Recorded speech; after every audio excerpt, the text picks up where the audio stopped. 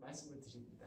성공회는 이제 가톨릭 전통을 갖고 있습니다. 가톨릭 전통을 갖고 있는데 다만 이제 교황청하고 분리를 했어요. 우리가 결혼을 하느라고 이 교단이 바뀌었다 하는 얘기 어디서 들으셨을지 몰라요. 헨리 8세가 그래서 결혼을 하려고 이제 카톨릭에서 나왔는데 정작 그때 그렇게 됐던 여자는 천일 만에 죽었어요. 천일의 애니라고. 그래서 하여튼 뭐 그런 사연이 있는데 아무튼 저희는 이제 카톨릭이긴 하지만 영국 카톨릭이라고 생각하시면 되겠습니다. 그냥 카톨릭하고 뭐가 다르냐 하면은 이제 신부들이 결혼을 합니다. 결혼을 하는 게 좀 다르고 그리고 여성도 신부가 있고 그렇습니다. 그래서 저는 결혼을 했을 것 같으세요? 안 했을 것 같으세요? 네?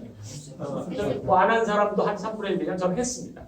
결혼을 했는데 부인은 하나입니다. 어떤 때 하나도 좀 많지 않느냐 뭐 그런 생각이 하여튼 이 부인하고 지금 3년째 잘 살고 있습니다. 그래서 얼마 전에 유발 하라리라는 사람이 쓴 책에 보니까 앞으로 150년은 산다는 거예요. 사람이 150년을 산다는데 내가 그 얘기를 했었어요. 150년을 살면은 30에 결혼하면 120년을 살아야 되잖아요. 끔찍한. 근데 저희 집사람도 그 얘기 듣더니 대단히 안 좋은 말이다. 성공회는 뭐 이제 그런 특징을 갖고 있지만 카톨릭 전통이지만 그래도 개신교의 사상을 받아서 개신교로 한국에서 서울에서 한국에서 이제 분류가 됩니다. 오늘 저는 이제 신약 성서학을 전공했습니다. 원래는 이제 성공회에서 영문학을 했는데 이제 어떻게 저희 지도 교수를 잘 만나서 독일에 가서 괴팅엔이라는 대학에서 신약 성서학을 공부하고 95년에 이제 학위를 따고 한국에 와서 벌써 신약 성서학 공부한 지가 한 40년 가까이 됩니다. 그래서 이제 이런 설교를 하고 또 강의를 할 때마다 제가 좀 항상 이제 염두에 두는 것들이 있습니다. 오늘 성서 말씀 같은 경우는 이제 보통 이제 설교를 하실 때 말씀만 이제 딱 떼어서 보는데 그거보다는 앞뒤에 어떤 맥락에서 이 이야기가 주어져 있는가 그리고 여기에서 강조하려는 바가 무엇인가라는 것을 좀 앞뒤로 살펴보시면 훨씬 더 이해가 빠릅니다. 예수님께서 3년 동안의 공생활을 마치고 마지막에 예루살렘에 입성을 하십니다. 입성을 하고 나서 한 일주일 정도 계셨어요. 일주일 정도 계시면서 그 당대의 최고의 이제 종교 지도자들하고 이렇게 갈등이 생기는 겁니다. 그 사람들은 뭐냐면은 예수님이 예루살렘에 들어올 때 뭐 호산나 뭐 이라고서 사람들이 막 그렇게 해갖고 굉장히 인기가 많고 그러니까 위협을 느끼지 않았겠습니까? 그래서 예수님을 바라볼 때 이게 위기에서 어떻게 이분을 제압하느냐 또는 어떻게 이분을 말하자면 제거하느냐 이게 중요했어요. 그러다 보니까 사람들한테 인기가 많으니까 예수님을 제압하는 방법으로 이 사람들이 다 이렇게 뭐 율법이라든가 아니면 정치적으로 굉장히 난다긴다 하는 그러니까 예루살렘 이스라엘 백성의 핵심들이었으니까 그래서 예수님한테 질문들을 하기 시작합니다. 예를 들어서 세금을 낼까요 말까요? 내라 그러면은 이스라엘 사람들이 싫어할 거고 내지 말라고 그러면 로마가 싫어할 거고 어느 쪽으로 대답해도 힘든 상황이 되는 겁니다. 또 어떻게 재수 정말 없는 집이 있었어요. 그 집이 재수가 없어갖고 어떤 일이 있었냐면은 남편이 있었는데 남편이 7명이 쪼르르 죽었어요. 형제 7명이. 그래서 이스라엘에 보면은 형사 취수법이라는 것이 있습니다. 형이 죽으면은 형수를 자기 부인으로 맞아들이는 법이 뭐 그런 게 있었어요. 혹은 뭐 수혼법이라고 하죠. 그런 건 뭐 형수를 뭐 어떻게 하겠다 그런 뜻이 아니라 일단 우리 집에 들어오신 분인데 이분을 형이 죽었다 그래서 내쫓는다. 그럼 길에서 나가 죽어라 이런 뜻이에요. 그다음 요즘 같으면은 뭐 캐리어 워먼도 있고 뭐 직장 두고 하고 그때 그런 게 없었으니까 그래서 동생이 형수를 거두어줘서 그래서 우리 집에 시집에 오셨으니까 형수님을 그래도 끝까지 참 돌봐내자 이런 일이 있었죠. 이런 이제 그게 이제 형사 취수법이에요. 신명기 24장에 나옵니다. 그런데 그게 재수가 더럽게 없는 집안에서 7명이 쪼르르 죽으면은 쪼르르 돌아가면서 부인이 됐다. 그럼 부활하면 누구의 부인이 되느냐? 이런 질문이 있는 거죠. 그런 질문도 대답하기가 굉장히 까다로운 질문들 아니겠습니까? 그래서 이런 여러 가지 질문을 해서 예수님의 대답하는 걸 보고 예수님의 약점을 잡아서 예수님을 죽이겠다. 뭐 그런 작정을 해피죠. 그래서 뭐 그때도 어쨌든 예수님은 잘 넘어갔습니다. 그런 질문들에 잘 넘어가고 오늘의 설교 본문은 뭐냐면 예수님께서 예루살렘을 향해서 예언을 하는 겁니다. 니네가 곧 망할 것이다. 조만간에 하느님이 오셔서 너희를 칠 것이다. 라는 종말 심판 설교가 바로 23장, 24장에 나와 있는 겁니다. 그 중에서 이제 오늘 이 부분이 있는 거죠. 이게 왜 필요하냐? 하면 이제 대림절이지 않습니까? 대림절이니까 오늘부터 이제 이제 절기가 시작이 되는데, 그러니까 예수님의 일생을 이제 절기가 시작되는데, 그 대림절 시작 부분에 이제 예수님께서 이제 말하자면 세상의 종말을 얘기를 하시는 거죠. 그러니까 예수님을 맞아들이는 준비를 하기 위해서 이 성서 본문을 택한 겁니다. 이 성서 본문을 택한 게 여기 이제 세민족 교회를 보니까 이런 이제 예전에 따라서 성서를 택하시더라고요. 그래서 이거는 한 2,500년 정도 된 전통입니다. 그래서 이 성서 본문을 카톨릭이나 개신교나 그다음에 성공회나 이런 데서 전 세계적으로 다 하는 거죠. 그래서 그 예전을 따르는 아주 그 모범적인 교회입니다. 그래서 그리고 이렇게 영대도 들고 아주 좋습니다. 그래서 이 설교 말씀이 오늘의 본문이 나오게 된 거는 예수님이 이제 곧 종말을 앞두고 이 경고를 하는 메시지가 여기에 들어있는 거죠. 이것이 끝나고 나서 얼마 있다가 바로 하루 뒤지요. 하루 뒤에 예수님께서는 최후의 만찬을 제자들과 함께 하십니다. 제자들과 함께 하시고 그 다음에 겟세마네 동산에 가서 기도를 하실 때 이 본문이 다시 한번 나옵니다. 깨어 있어라 하는 얘기가 나오는 거죠. 그래서 오늘은 이제 이 본문이 우리가 늘 깨어 있는 게 무엇이냐, 깨어 있음의 본질이 무엇이냐, 그거에 대해서 얘기를 좀 해보려고 합니다. 예수님께서 이제 겟세마네에 가서 겟세마네의 기도를 보고 이해하면은 이 본문을 훨씬 이해하기가 쉬워지기 때문에 겟세마네에서 기도를 하십니다. 기도를 할 때 이제 땅에 엎드려서 기도를 하시죠. 근데 기도를 할 때 제자들하고 좀 거리를 두고 기도하셨다고 그래요. 예수님이 평소부터 기도에 대해서 하신 말씀이 뭐냐면 늘 혼자 해라. 그렇죠? 혼자 하고 남들 앞에서 소문내지 말고 해라. 그래서 골방에 들어가서 문을 걸어 잠그고 해라. 그게 예수님의 특징입니다. 그런 다음에 두 번째, 기도는 중언부언하지 마라. 그렇죠? 한 말 또 하고 또 하고 그런 기도를 하지 말아라. 뭐 그런 얘기를 하시고 그 다음에 이제 예수님께서 겟세마네에서 기도하실 때 아주 기도의 중요한 특징이 드러납니다. 기도를 하시면서 예수님이 그러세요. 내 뜻대로 말고 당신 뜻대로 해라. 그 말 하기 전에 뭔 얘기를 하냐면 예수님께서 어떻게 안 죽고 안 되겠냐. 그 말씀을 하세요. 예수님 딱 보니까 감을 잡은 거예요. 아무래도 죽을 것 같아. 예수님께서 그렇게 흔들어 놨으니까 이 사람들이 나를 가만 놔둘 리가 없지 않느냐. 죽을 것 같아. 그래서 예수님께서 곧 죽음을 앞두고 이거를 어떻게 안 죽고 안 되겠느냐. 그 말씀을 하시는 거죠. 감을 잡는 거죠.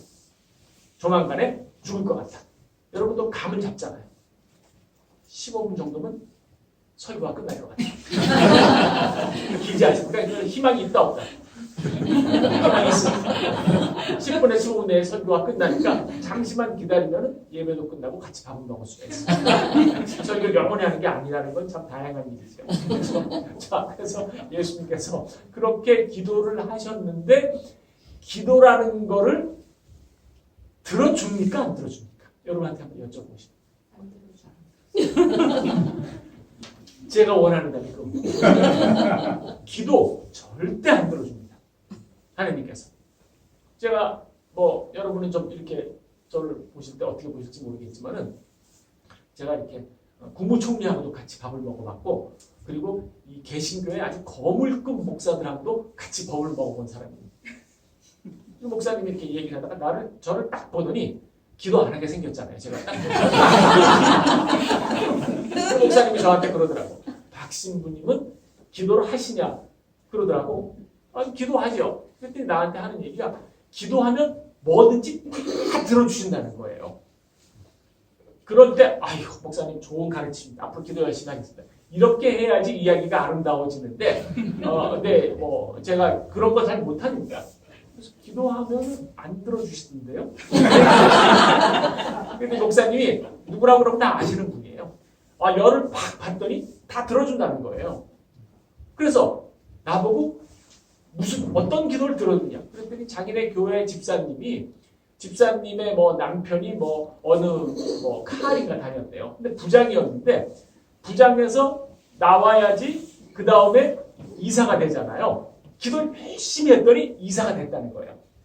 또 어떤 사람은 암이 걸렸는데 기도를 열심히 했더니 모든 거를 다 들어주신다는 거예요. 그래서 제가 얘기했어요. 제 기도는 안 들어주시더라. 무슨 기도를 하냐니까 나한테. 그래서 내가 그 조지 부시 아들 부시 있잖아요. 아들 부시 그놈이 대통령 할 때 혹시 조지 부시 친척 있어요? 그놈이 그 사람이 대통령을 할 때 매일 갔다가 이라크에 폭탄을 떠봤잖아요.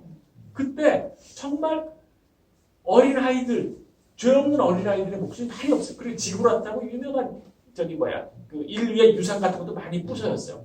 내가 제발 좀 전쟁이 없어지게 그런 마음을 좀 바꿔달라 라고 아무리 기도를 해도 안 들어주시더라. 그리고 오늘 제가 이 찬송가를 보니까 좀 기억이 좀 새로워졌습니다. 제가 70년대에 그 크리스천 아카데미라는 데에서 제가 그 노래 운동, 그러니까 노래 보급을 하던 대학생일 때인데, 그래갖고 그때 이제 운동 가요. 지금은 운동 가요들이 그때 우리가 불러서 보급시켰던 노래들이 있어요. 여기 보니까 뭐 상록수도 있고. 제가 지금부터 몇 년 전에 불렀느냐? 그러면 76년, 7년이니까 지금 30 몇 년 지났죠? 40 몇 년 지났잖아요. 그렇죠? 그럼 제 나이가 대체로 짐작이 되시겠죠? 얼마나 보이세요? 45세. 좋은 자세입니다. 아니, 좋은 자세. 하여튼 제가 63살입니다. 그렇게 안 보이시죠? 네. 보기 있을 겁니다. 그래서 제가 그렇게 그때도 기도를 많이 했어요, 정말. 어떤 기도를 했느냐? 전두환이 저놈이 좀 바뀌기를 기도를 했어요. 내가 하도 마음이 어지러워서 카톨릭 신부님한테 가서 얘기를 했어요. 도대체 용서가 안 된다. 그랬더니 걔를 찾아서 용서하라고 얘기를 하라는 거예요. 근데 무슨 방법이 있어요. 제가 대학교 때 그 연희동 쪽에 대고 얘기를 했어요. 너를 용서한다 이렇게 얘기를. 그 인간이 아직도 살아있어요. 짜증. 하여튼 왜 내 기도를 안 들어주시느냐 그 질문을 했어요. 그랬더니 목사님이 나를 완전히 경멸하는 눈초리를 쳐다보더니 그 다음 말이 그거예요. 들어주실 만한 걸 기도해야지. 황당하지. 그렇죠? 그러니까 내가 기도할 때 이런 거는 하느님이 들어줄 만한 거는 기도하고 들어주지 못할 거는 기도하면 안 된다는 거예요. 하느님을 우습게 보는 거 아니겠습니까? 하느님을 아주 얕잡아 보는 거죠. 그러니까 내가 기도하는 거 안에다가 하느님을 엮어 넣으려고 하는 거죠. 그러니까 기도의 특징은 뭐다? 안 들어준다 이거예요. 그거예요. 그리고 기도를 할 때 누군가 옆에서 같이 기도하면 힘이 납니다. 그래서 예수님이 제자 베드로하고 야고보하고 요한하고 3명을 데리고 겟세마네에 가서 기도를 시작하셨는데 기도를 한참 하고 있다가 좀 같이 기도해야 좀 힘이 되지 않습니까? 그렇죠? 기도를 해야 힘이 나는데 이렇게 돼서 기도하다가 와보면 자고 있고 또 오면 또 자고 있고 3번째 자고 있습니다. 그랬더니 예수님께서 몸과 마음은 원이로되 몸이 말을 안 듣는구나. 우리말도 그런 게 있잖아요. 그렇죠? 마음은 소녀시대인데 몸은 이순재다. 뭐 이런 얘기 들어보셨어요. 그래서 예수님이 깨어 있어라라는 말을 하는 겁니다. 그리고 나서 제자들과 같이 하면서 마지막에 아침에 대해서 하는 기도가 뭐냐 하면은 이제 나를 잡으러 사람이 온다. 그 기도가 그 하시는 말씀이 이제 일어나 가자. 저들이 나를 잡으러 왔다. 이거예요. 그러니까 기도를 계속 하고 나서 마지막에 하는 말이 뭐냐 하면은 예수님은 한번 죽어봅시다. 그거 아니겠습니까? 하느님이 너는 죽어야 된다라고 얘기를 한 거예요. 그럼 예수님이 안 죽고 안 되겠습니까? 라고 기도를 열심히 했는데 결국 하나님의 마음을 바꿀 수 없었죠. 그래서 예수님은 마지막 말이 기도를 한번 죽어봅시다. 그러니까 기도는 우리한테 용기를 주는 겁니다. 기도는 우리한테 어떤 구체적인 상황을 들어주신다라고 그런 것이 아니라 기도는 우리한테 삶의 용기, 믿음의 용기, 희망, 기도, 용기 그런 거를 주는 것이 이제 기도라고 생각하시면 되겠습니다. 예수님이 분명히 예루살렘의 멸망을 얘기를 하실 때 그 생각을 하셨겠죠. 예루살렘의 멸망. 그렇지만 그 멸망은 정해져 있는 순서다. 그러나 여기에서 우리는 어떻게 해야 될 것인가? 나 자신 어떻게 해야? 늘 깨어 있어라 라는 말을 예수님이 하시는 거죠.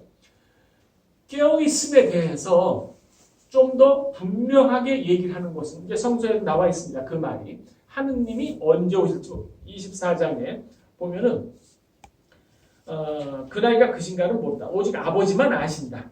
라고 합니다. 그러니까 그 시간은 언제 올 것인가에 대해서 아버지만 아신다. 그러니까 늘 깨어 있어야 한다. 라는 식으로 이 이야기가 결론이 나는 겁니다. 그런 경우가 또 있습니다. 예수님은 이제 사람들한테 얘기를 할 때 사람들이 이렇게 잘 못 알아들으면 어떻게 하느냐. 그럼 비유를 꼭 써서 말씀하십니다. 비유를 하면은 사람들이 잘 알아듣는 수가 있는 거죠. 그러니까 우리도 뭐 어떤 얘기를 할 때 잘 상대가 이해가 안 되면 예를 들잖아요. 예를 들어서 물론 더 어렵게 말하는 사람들도 있어요. 아주 쉽게 얘기해 줄게 하고 예를 들었는데 더 헷갈리는 사람들이 있긴 하지만 예수님은 그런 분은 아니고 어느 부자가 있었다고 합니다. 부자가 있었는데 그 부자가 그에 따라서 농사가 무지하게 잘 됐어요. 농사한 거를 다 걷어들였더니 창고가 작네? 창고를 부셨어요. 그리고 창고를 새로 짓고 거기다가 다 물건을 넣어놓고 놨더니 그날 너무 기분이 좋아요. 그래서 그날 과식과음을 합니다. 그래서 과식과음을 해서 어떻게 됐죠? 그러니까 우리가 과식을 하면 어떤 수가 있다고요? 죽는 수가 있습니다. 그러니까 많이 먹으면 안 되는 거예요. 조금만 더 먹지 하다가 그날 밤에 횡격막에 놀려서 죽는 경우가 있어요. 그런데 그 부자가 죽는 게 예수님께서는 이제 비유를 드실 때 항상 극적인 내용을 비유를 드세요. 그러니까 예수님은 어떤 분이냐면 말할 때 이렇게 우리가 쉽게 얘기하면 못 알아듣는 겁니다. 아주 충격적인 얘기를 해야지 예수님이 잘 알아듣는다. 사람들이 이렇게 생각해요. 그래서 지나가는 여자를 보고 눈알이 돌아가는 수가 있잖아요. 있습니까? 없습니까? 없다고 얘기 못 할 거예요. 그래서 이쁜 여자 지나가면 눈알이 휙 돌아가잖아요. 그러면 예수님께서는 야, 눈알 돌아가는 거 좀 그만해라. 이제는 성실하게 여성을 인격으로 대우해라. 이렇게 하면 알아듣습니까? 못 알아듣습니까? 못 알아듣습니다. 어떻게 하죠? 눈알을 뽑아라. 성서에 나옵니다. 눈알을 뽑아라. 그리고 지하철만 가면 자꾸 이 여자들 밑에를 찍고 싶어. 핸드폰으로. 어떻게 해야지 예수님? 그럼 예수님이 뭐라고 하죠? 손을 잘라. 이렇게 나가는 거죠. 그리고 제가 죄를 지었는데 어떻게 할까요? 그러니까 집에 맷돌이 있느냐? 있습니다. 목에 감아라. 어떻게 할까요? 빠져 죽어라. 그러니까 예수님 뭘 표현하실 때 점잖은 표현 같은 건 잘 안 하시는 분이에요. 사람들이 뭘 물어보면 충격적인 말씀을 하시는 거죠. 눈알이 자꾸 돌아간다. 그러면은 야동 좀 그만 봐라. 뭐 이런 식으로 얘기를 하지 않는다 이 말이죠. 어떻게 하라고요? 뽑아라 이거죠. 저 같은 경우 벌써 수십 개가 날아가요. 그렇게 예수님은 극적인 표현을 즐기니까 그 부자의 모습을 보여주는데 이 부자가 부자라서 그날따라 잘 먹어서 죽은 게 아니라 우리의 삶이 그렇다는 거예요. 극단적인 예를 들었지만은 우리의 삶이 그렇다는 거죠. 다음 주에 이 자리에 100% 다시 나올 수 있는 사람 손 들어보십시오. 그러세요? 놀라운 하느님이 오늘 밤에 가자 그러면 어떻게 해야 돼요? 가야죠. 꼼짝 없는 겁니다. 이제 그만 됐다. 박신도 이제 가자. 그러면 저는 가는 거예요. 그러면 제가 황토화 목사님한테 말씀드렸더니 앞으로 신부님 자주 좀 모시겠다고 얘기를 하더라고요. 아까 제가 일부에서 예배 설교를 했거든요. 일부의 설교에서 굉장히 감동을 받았던 거예요. 자주 좀 모시면 좋겠다. 그 얘기를 하더라고요. 그런데 제가 다시 올 가능성은 살아있어야지. 그 사이에 갈 수 있는 겁니다. 우리의 인생이라는 것이 그런 겁니다. 그러니까 내가 아무리 원하고 내가 아무리 살고 싶어도 중요한 건 뭐냐? 하나님이 가시자. 그러면은 그날 가야 되는 거예요. 그러니까 내가 깨어 있어야 하는 이유는 무엇인가? 라고 하면은 내가 깨어서 잘 살고 뭐 내가 이 깨어 있음을 통해서 뭐 우리 아들을 잘 돌보고 뭐 해서 언제나 내가 그런 거보다는 하나님이 언제 날 데려가실지 모르니까 깨어 있어야 하는 겁니다. 그게 중요하죠. 하나님 마음대로입니다. 그러니까 내가 깨어 있어야 할 이유를 어디에서 찾느냐? 바로 하나님 앞에 서 있는 나 자신이라는 것으로 생각해야 되는 거죠. 실존적인 차원에서의 자신입니다. 그리고 하나님과 내 앞에서 내가 갖고 있는 존재, 실존적인 결단을 내야 될 때가 지금이라는 겁니다. 실존적인 결단이라는 말이 좀 어렵잖아요. 그렇죠? 그런데 교수들은 가끔 이런 말 써줘야 사람들이 존경을 해요. 이런 말을 쓰는 거니까 그러니까 뭐냐 하면 실존적인 결단이라는 건 뭐냐 하면 늘 하나님 앞에 내일 죽을지 모른다. 오늘 밤에 죽을지 모른다. 오늘 승부를 걸어라 이거 아니겠습니까? 그게 깨어있음의 핵심이 되는 겁니다. 그래서 오늘 말씀에서도 하나님 나라가 이와 같이 모든 일을 보거든 인자가 문 앞에 가까워온 줄 알아라. 아무도 모른다. 오직 아버지만 안다. 그러니까 너희는 깨어있어라 라는 거죠. 그래서 지금 이 순간 어떻게 살아야 할 것인가 라는 것이 예수님이 우리한테 주는 생각입니다. 말씀입니다. 그러니까 오늘 우리는 어제보다 더 나은 사람이 되어 있어야 돼요. 아이, 내가 나이가 뭐 92살인데 뭐 이제 언제 죽을지 모르는데 이러면 92살 열을 산 사람은 92살 열 하루가 됐을 때 그 전날보다 나은 사람이 돼 있어야 되는 겁니다. 그렇지 않습니까? 근데 띵하니 살다 보면은 이게 10년 전의 나나 지금의 나나 아무런 차이가 없다. 그러면 깨어있지 못한 거죠. 그 사람은 하나님이 언제 나를 데리러 가실지에 대한 감각이 죽어있는 사람입니다. 늘 깨어있어야 돼요.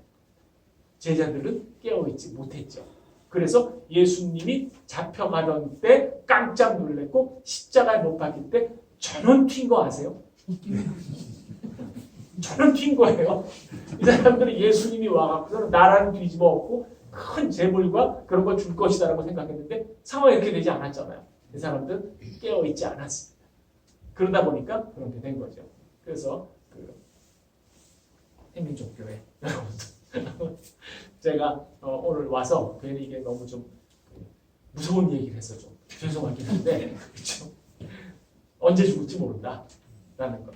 그래서 주님의 오심을 이제부터 대림절이 시작되지 않습니까? 주님의 오심을 우리가 생각할 때 내가 지금 깨어있을 때 주님의 오심은 나한테 의미를 가지게 되는 겁니다. 아니 매년 오시죠? 매년 오시지 않아요? 그렇죠?